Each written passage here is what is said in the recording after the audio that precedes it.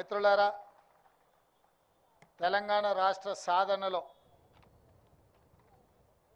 RTC కార్మికుల పాత్రను ఎవరు మర్చిపోలేరు. ఆనాడు రాజకీయ పార్టీలు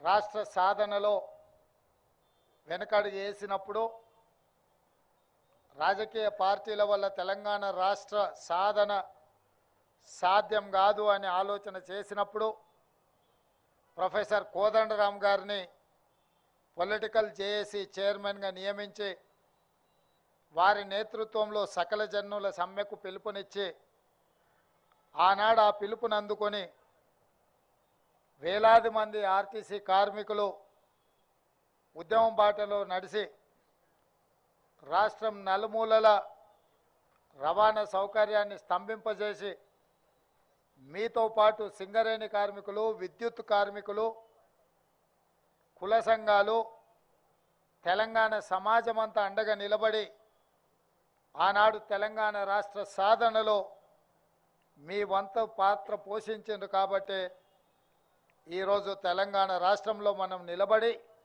100 బస్సుల ప్రారంభోత్సవ కార్యక్రమాన్ని జరుపుకుంటున్నాం.